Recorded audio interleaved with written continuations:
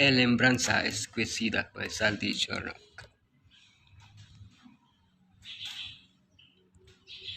Exodus 20 verse 8. Zakor, tenya en conta, Yom has-sabat, o dia do Sabado, lekadesu, para mantelo santo. Zakor et Yom has-sabat, lekadesu. Tenya en conta que o dia do Sabado, para mantelo santo. Exodus 20 verse 9.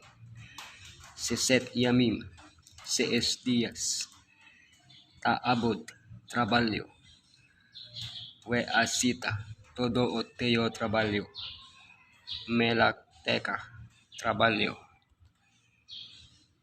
Seset yamim, taabod, we asita, kal melakteca. 6 días de trabalho e fazer, todo o teo trabalho.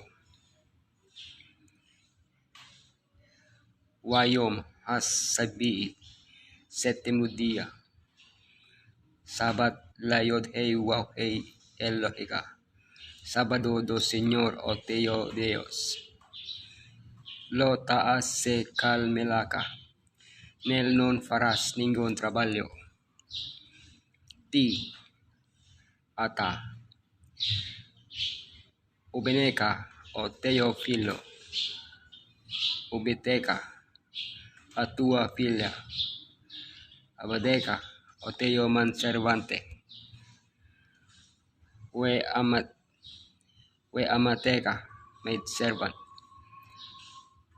obehemteka o Teo katan, Wigereka, extraño, Besaareka, extraño que está dentro das tuas portas.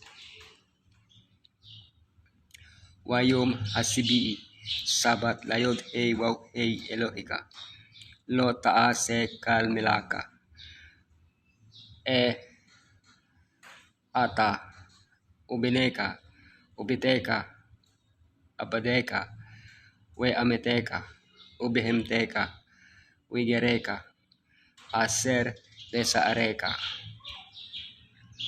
Pero o sétimo dia e o Sabado do Señor o Teo Deus, nel non faras ningún trabalho, ti, nen o Teo filho, nin a tua filha, o Teo manservante, nin o Teo maid servant, nin o Teo katan, extraño que está dentro das tuas portas.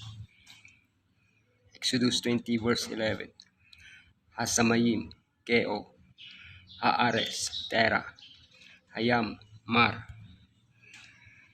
Ki seset yamim asayot ewaw et hasamayim we et haares et hayam we et kal aserbam wayana bayom hasibii al ken berak yot ewaw et yom hasabat we kadeseho. Porque en 6 días, oh Señor, fixó o que yo e a terra, o mar, e todo o que neles e descansó sétimo día. Por eso, oh Señor, bendizo o día de sábado e santo. O mando a recordar o sétimo día de sábado de Elohim. Si guardamos o primero día en vez do sétimo día, estamos esqueciendo a recordación de Elohim. A manter o primeiro dia en vez do sétimo dia non é obedecer o comando de Elohim. Trabalhar no sétimo dia também é esquecer a lembrança de Elohim.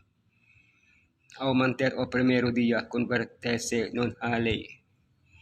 Haverá un gran concurso entre a lei de Elohim e a lei do domingo. En ese concurso, cada lei tem un decreto de morte para todos os infractores. Decreto de morte da lei do domingo. The decree of Sunday law, Revelation 13 verse 15.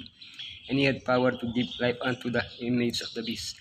And the image of the beast should not speak, and cause them that as many as would not worship the image of the beast should be killed. Decreto de morte, la ley de Dios. The decree of Elohim's law, Revelation 14:9-10. And the third angel followed them, saying with a loud voice, "If any man worship the beast and his image, and receive his mark in his forehead or in his hand, the same shall drink of the wine of the wrath of Elohim, which is poured out without mixture into the cup of his indignation. And he shall be tormented with fire and brimstone, in the presence of the holy angels, and in the presence of the Lamb." Decreto de morte dalle de Elohim, the decree of Elohim's law, Revelation 19:20. And the beast was taken, and with him the false prophet that wrought miracles for him, with which he deceived them that had received the mark of the beast, and them that worship his image. These both were cast alive into the lake of fire, burning with brimstone. Gracias por ver. Elohim te bendiga.